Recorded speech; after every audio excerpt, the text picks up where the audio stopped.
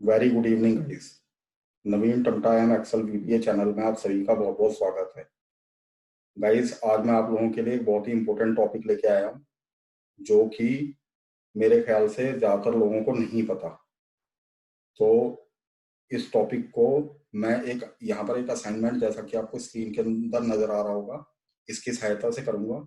ये असाइनमेंट एक यूनिवर्सिटी द्वारा अपने एक्सेल के जो वहाँ पर डेटा साइंस का कोर्स कर रहे हैं उन स्टूडेंट्स के लिए तैयार किया गया है। तो इसके अंदर हर क्वेश्चन एक दूसरे से कोरिलेटेड है। तो शुरुआत में अगर आप इस असाइनमेंट के शुरुआती हेडर को देखेंगे, जैसे conditional formatting, data validation and protection लिखा हुआ है, तो इसको पढ़ के आप लोगों को ये लगेगा कि ये चीजें तो मुझे ऑलरेडी आती हैं। लेकिन गाइस देखिए, इसके अंदर जो सिचुएशन दी गई है वो सिचुएशन थोड़ी ट्रिकी है, और जो ट्रिकी सिचुएशन है उसी के लिए वीडियो तैयार किए गए हैं। तो आप लोग इस वीडियो को शुरुआत से लेकर एंड तक की जरूर देखिएगा। अगर वीडियो आपको पसंद आता है तो प्लीज इसको लाइक एंड सब्सक्राइब जरूर कीजिएगा। तो हम स्टार्ट करते हैं।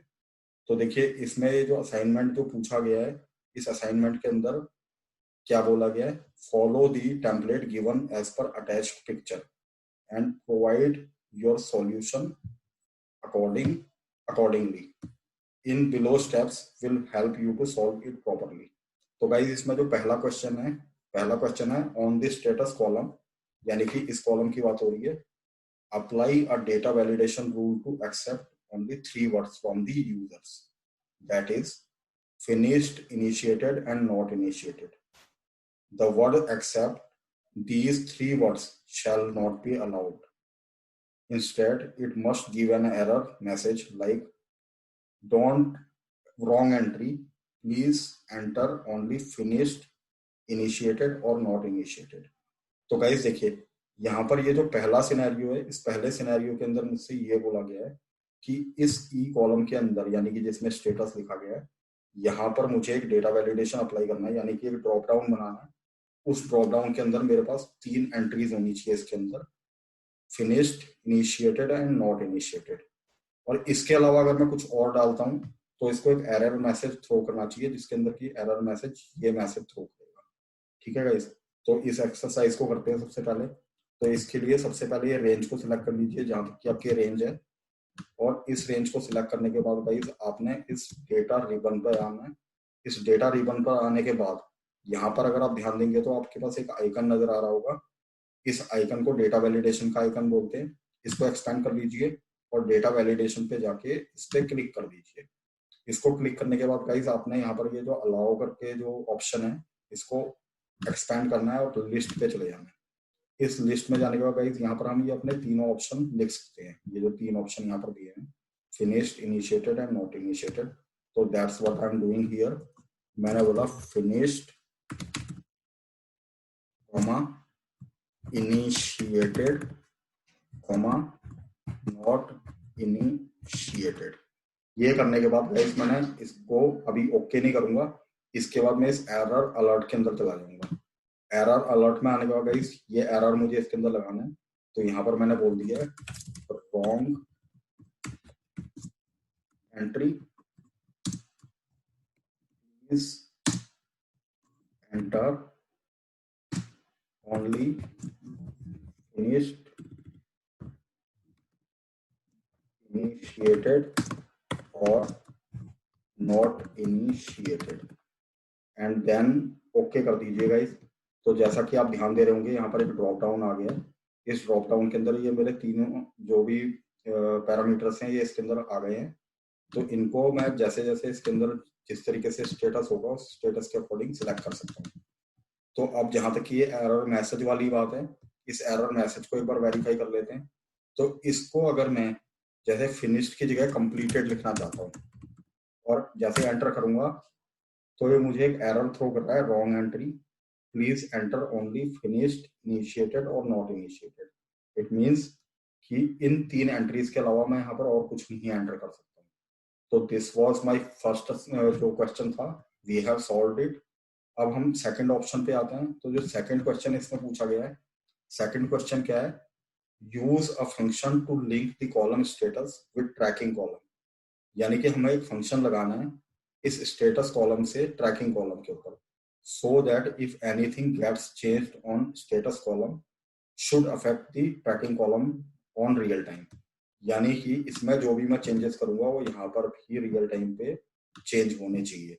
लाइक अगर मैंने यहाँ पर फिनिश्ड लिखा है तो यहाँ पर फिनिश्ड होना चाहिए, अगर मैंने नॉट इनिशिएटेड किया है तो यहाँ पर भी नॉट इनिशिएटेड होना चाहिए। तो गाइस देखिए, जैसा कि मैंने वीडियो की शुरुआत में आप लोगों को बोला था कि इसके अंदर एक ऐसी प्रॉब्लम आएगी जिसको हम लोगों को, ज्यादातर लोगों को हमें पता नहीं है कि उसको किस तरीके से किया जाएगा। तो देखिए वो जो प्रॉब्लम है वो प्रॉब्लम मेरे इस थर्ड पॉइंट पे है।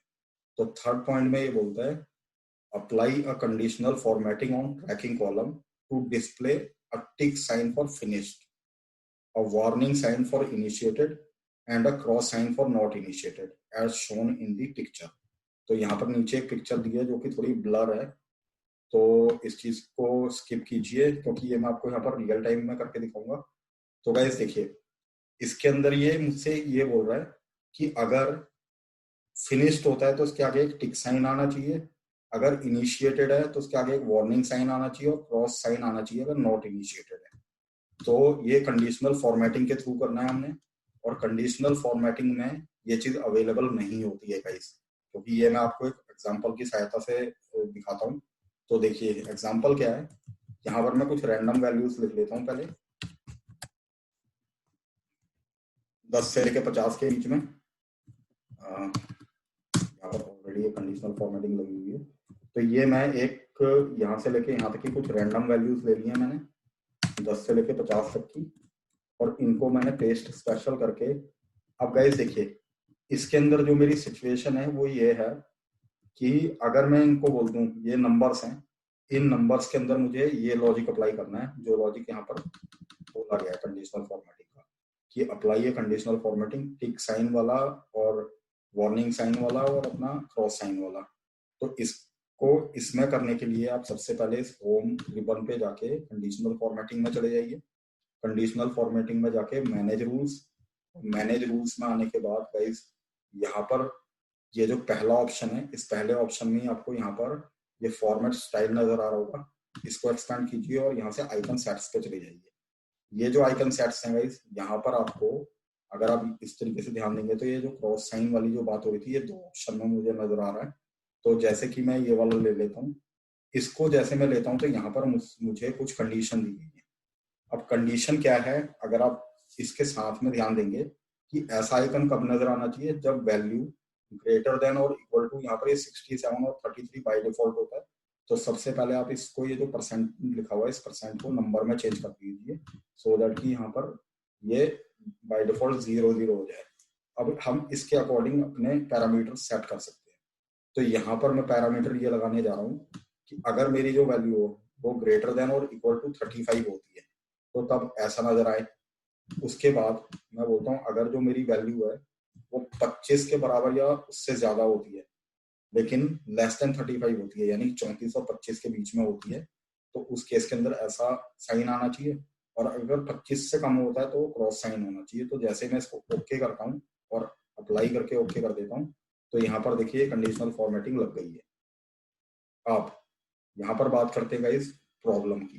प्रॉब्लम क्या है, क्योंकि ये मेरे न्यूमेरिकल नंबर्स हैं और अगर मैं फिर से इस कंडीशनल फॉर्मेटिंग के अंदर जाके आप लोगों को दिखाना चाहूँ कि ये जो सिचुएशन है ये तो नंबर्स पे चल रही है गाइस, और अगर आप टाइप की बात करें तो यहाँ पर टाइप भी मेरे पास 4 ही तरीके के अवेलेबल है, number, percent, formula and percentile. यहाँ पर टेक्स्ट वैल्यू के लिए कोई स्थान नहीं है।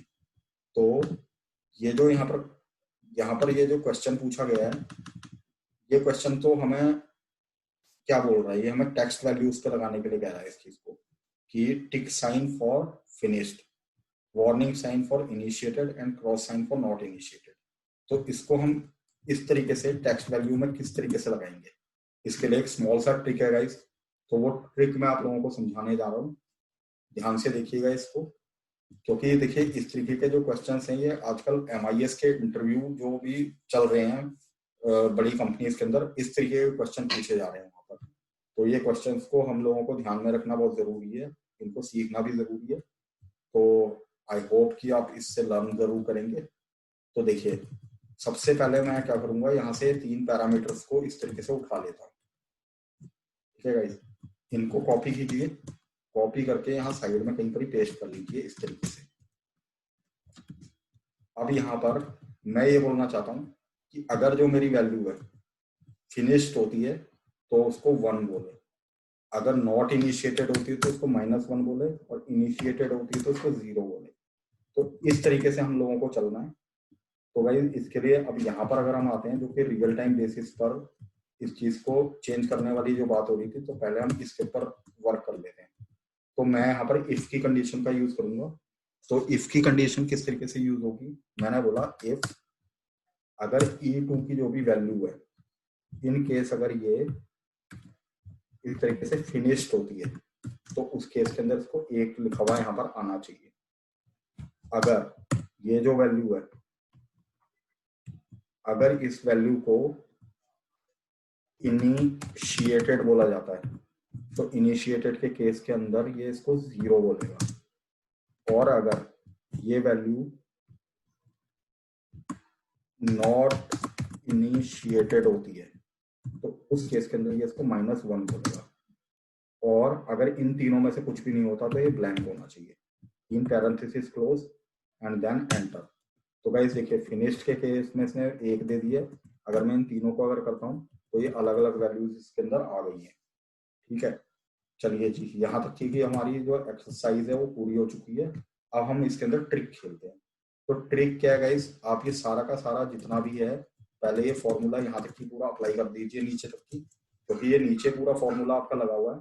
ये इसलिए इनको ब्लैंक कर रहा है क्योंकि हमने यहाँ पर कुछ नहीं सिलेक्ट किया हुआ। तो अब आगे का हमारा काम ये है कि इस रेंज को पूरी सिलेक्ट कीजिए, और सिलेक्ट करने के बाद गाइस यहाँ पर आप लोगों ने इस तरीके से राइट क्लिक करना है। राइट क्लिक करके आप लोग फॉर्मेट सेल्स के अंदर चले जाइए, और फॉर्मेट सेल्स के अंदर जाने के बाद आपको यहाँ पर कस्टम नजर आ रहा होगा, तो इस कस्टम के ऊपर क्लिक कर लीजिए। कस्टम पे क्लिक करने के बाद गाइस आपने यहाँ पर लिखना है डबल कोटेशन के अंदर, जैसे मैंने बोला, फिनिश्ड सेमीकोलन नॉट इनिशिएटेड, मतलब ये यहाँ पर स्पेस होना चाहिए, not initiated quotation close then semicolon and quotation initiated. ये काम करने के बाद गाइस जैसे ही आप ओके करते हैं तो ये जो भी नंबर्स हैं आपके इसमें चेंज हो गए हैं। अब आप इसमें सिंपली अपना कंडीशनल फॉर्मेटिंग लगा सकते हैं। तो कंडीशनल फॉर्मेटिंग के लिए फिर से सेम, आप इस कंडीशनल फॉर्मेटिंग में जाइए, मैनेज रूल्स, न्यू रूल, और इस न्यू रूल में जाने के बाद यहीं से आइकन सेट्स, इस आइकन सेट्स में जाने के बाद ये 3 मैंने ले लिए। अब यहाँ पर इनको पहले आप नंबर्स में चेंज कर लीजिए। नंबर्स में चेंज करने के बाद मैं बोलता हूँ कि अगर मेरी वैल्यू ग्रेटर देन और इक्वल टू 1 होती है तो उस केस के अंदर ऐसा नजर आए। अगर मेरी वैल्यू ग्रेटर देन और इक्वल टू 0 होती है तो तब ऐसा नजर आए, और लेस देन 1 होनी चाहिए, और अगर 0 से कम होती है तो ऐसा नजर आना चाहिए। तो इसको ओके करके अप्लाई कर दीजिए। तो भाई ये देखिए, ये आपके कंडीशनल फॉर्मेटिंग इसके ऊपर अप्लाई है। तो अब आप जैसे जैसे यहाँ पर रियल टाइम पे इसको जैसे चेंज करेंगे वैसी ही वैल्यू आपकी यहाँ पर शो होगी। तो दिस वाज ऑल अबाउट। देखिए, वेरी ऑनेस्टली स्पीकिंग कि ये काफी लोगों को हो सकता है ये पता भी हो, लेकिन ज्यादातर लोगों को ये वाली सिचुएशन के बारे में पता नहीं है। तो इस चीज को आप अपने से एक बार ट्राई कीजिएगा, बहुत यूजफुल और बहुत इंपॉर्टेंट टॉपिक है ये। और इसके बाद जो हमारा लास्ट का जो क्वेश्चन बनता है वो है, apply a protection mechanism on your table so that nobody can change the structure of your table और see your formulas unless they enter right password. तो इसके लिए फिर से आपने क्या करना है, यहाँ से आके अपनी पूरी रेंज सेलेक्ट कर लीजिए, और यहाँ पर आने के बाद फिर से राइट क्लिक करके इसके फॉर्मेट सेल्स पे चले जाइए। फॉर्मेट सेल्स में जाने के बाद गाइस आपने क्या करना है, इस प्रोटेक्शन वाला जो टैब है इसके ऊपर क्लिक कर लेना है, और ये जो हिडन है ये वैसे पहली बार टिक होगा, इसको एक बार अनटिक करके दोबारा टिक कर लीजिए और ओके कर लीजिए। ये करने के बाद गाइस आपने क्या करना है, इस रिव्यू के अंदर आइए और यहाँ प्रोटेक्ट शीट के अंदर आ जाइए। यहाँ पर आके आप जो भी पासवर्ड हो, जैसे कि मैं यहाँ पर अभी 1 2 3 ही दे रहा हूँ, ये लगाने के बाद इसको कंफर्म कर दीजिए 1 2 3।